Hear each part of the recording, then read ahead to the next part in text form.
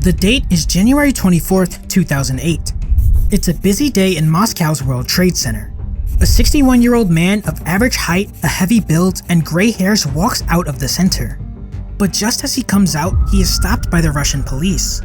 Cops are here to arrest a man named Sergei Schneider. But as soon as they make the arrest, they realize who this man really is. He is none other than Semyon Mogilevich, the boss of bosses of the Russian Mafia and a most wanted criminal in the United States. He landed himself on the FBI's most wanted list for defrauding American investors and the government of millions of dollars. His arrest ignites hope for minimizing the Russian Mafia's influence on oil and gas scams in the US and many other countries. However, was his arrest really the end? Was Mogilevich the only Russian mobster who siphoned off billions of dollars from the US? In The Dark Side of Dollars, you'll learn all the answers. Get ready to learn about one of the greatest mafia sagas ever.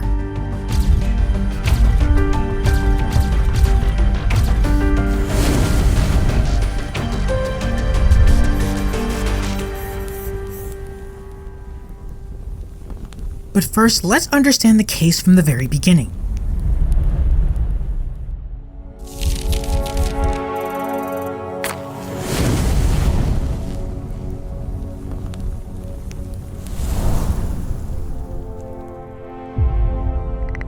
The story begins in the early 1990s.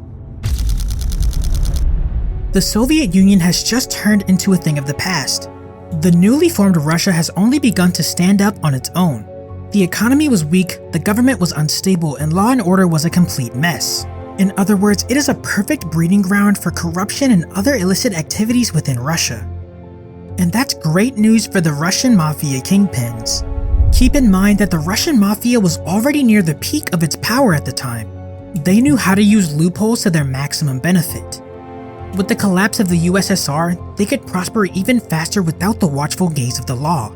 So they began attacking the newly privatized industries using violence, bribery, and extortion. Soon, they had already had their favorite target, the energy sector. Thanks to poor government regulation, the mafia lords could easily get hold of vast reserves of resources and their distribution rights. Price manipulation, tax evasion, and money laundering became the common tactics of the Russian mafia. But that was just the beginning. In no time, their crimes spread even beyond Russia.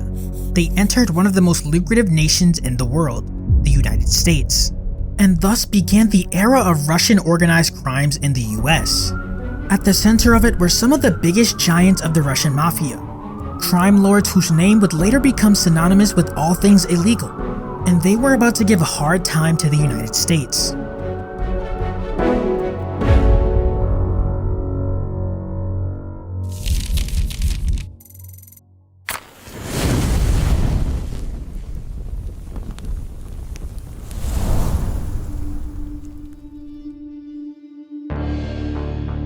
Imagine being a well-educated man in Russia in the 1970s. You've studied economics from one of Russia's most prestigious universities, and you are an expert in finance and know everything about how money flows inside of companies. Feels good, right? But there's a twist. Despite your educational background, you are not an economist, businessman, or professor, but you are a mafia kingpin. As it turns out, this is precisely the case with Semyon Mogilevich.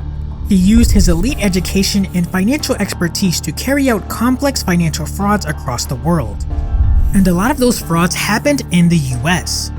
And quickly, his criminal friends nicknamed him the Brainy Don for his business skills. However, Mogilevich was not the only Russian gangster to infiltrate US industries. Russian criminals had begun getting a stronghold in the US as early as the 1980s.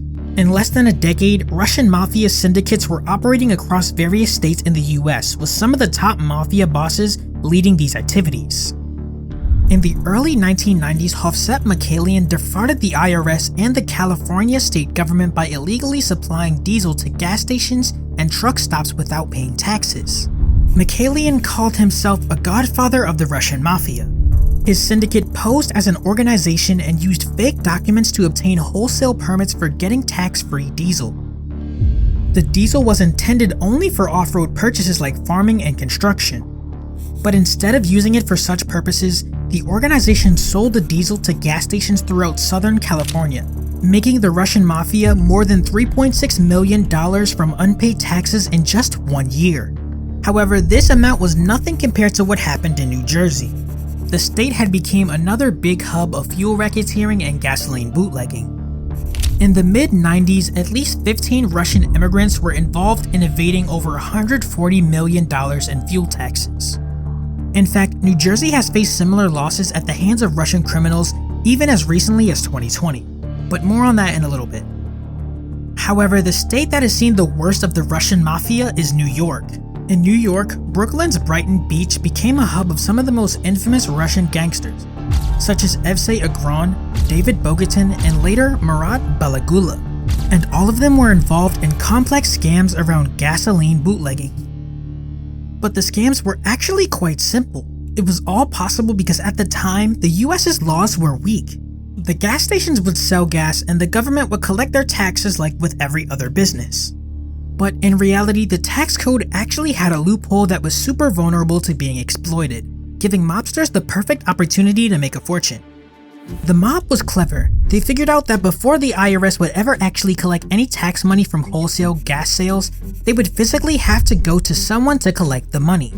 That's where the Mafia steps in with a genius plan that works something like this. If you didn't already know, most gas stations don't actually have natural petroleum sitting underneath them that they can sell to customers. They actually have to go out and buy it, just like we do. The only difference is that gas stations purchase their gas from wholesale distributors.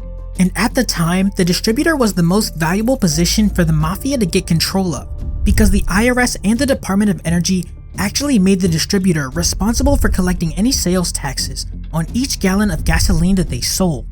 So when the Mafia posed as a gasoline distributor, they would create fake documents and shell companies to get tax exemptions, blend fuels to lower their costs, and underreport their volumes to avoid taxes. So then, all the Mafia would have to do is trick the government into trying to collect taxes from businesses that didn't actually exist, while they kept millions in profits to themselves. And that's exactly what they did. Many of them, like Hovsep Michaelian, also even purchased gas terminals to carry out their activities on an even larger scale, even shaking hands and creating relationships with native New York Mafia giants like Michael Franzese. They resorted to bribery to keep their activities unchecked, and when the money wasn't enough, they were always ready to use threats and violence to do away with any competitors. However, do you know what was really surprising? All of these activities were being carried out for years under the nose of the federal and state governments, and yet it seemed the law enforcement agencies couldn't get a hold of these criminals so easily. What was really happening? Did these criminals just get extremely lucky? Were the federal and state governments not efficient enough? Or rather, were these Russian criminals too clever to be caught so easily? Whatever it was soon about to come to an end.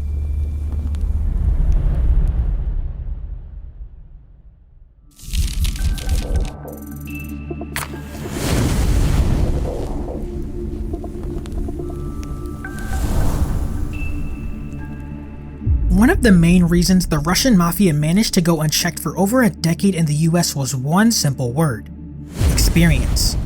Think of it this way: you are a part of a vast network of illegal oil and gas syndicates within Europe. You have a strong base in Ukraine, Russia, and other European countries and know everything about how things work in the industry.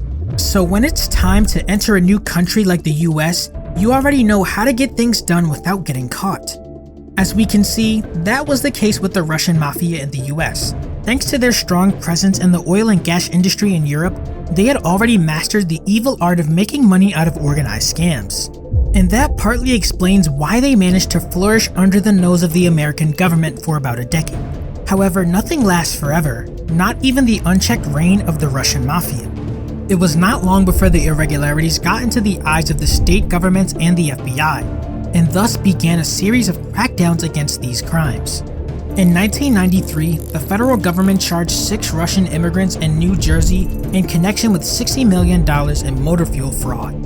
Around the same time in New York, 18 people, including 5 Russians, were arrested for a $34 million fuel tax scam. Then, in September 1995, an FBI-led task force arrested Hovsep Michaelian and his 13 other associates. Michaelian was charged with racketeering, extortion, and other scams. And as it turned out, the state governments had begun matching the pace of the Russian criminals, and the crackdowns continued to happen. By the early 2000s, most of the prominent Russian bosses who were operating in the US in the 90s had either been arrested or fled the country. It's safe to say that the current situation is far better than how it used to be back then. The influence of the Russian Mafia has reduced a lot in the US. But does that mean the influence of the Russian Mafia in the US has come to an end? Unfortunately, the answer is no.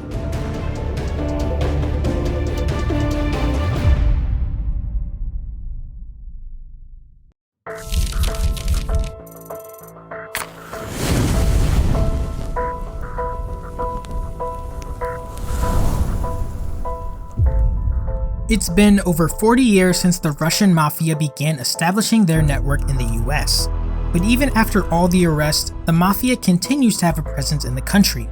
While the crimes are not as widespread as they once were, the Russians continue to surprise the government and the cops. Just a few years ago in 2020, a New York man named Roman Sobolevsky was convicted of defrauding New Jersey of about $19 million in fuel taxes. His arrest proved that there might be similar scams going on in New Jersey and in other states. However, Russian criminals present in the US are not the only problem. Mafia bosses like Semyon Mogilevich continue to influence the US industries even without being physically present. As for Mogilevich, he was set free by the Russian cops in 2009, just over a year after his arrest. He continues to operate his illegal activities remotely and remains on the FBI's most wanted list of criminals. Unfortunately, as long as he's in Moscow, he continues to be beyond the FBI's grasp. What's worse is that he is just one of the Russian fugitives who are a threat to the US and the world. As many of the Russian fugitives still operate under the nose of the US, their crimes also continue to flourish and get more complex. The Russian Mafia continues to remain a serious concern as thousands of Mafia members are still active across the world. However, if you think that's the only crime group of its kind, you likely don't know about the Bamboo Union of Taiwan. It's a story about how members of the union kidnapped and tortured a top Hong Kong businessman. But most importantly, it's an underlying tale of the ever-rising tensions between China and Taiwan. Trust me, it's something you won't want to miss. So make sure to watch the next video on our channel. This is the Dark Side of Dollars, and remember, the truth lies in the detail.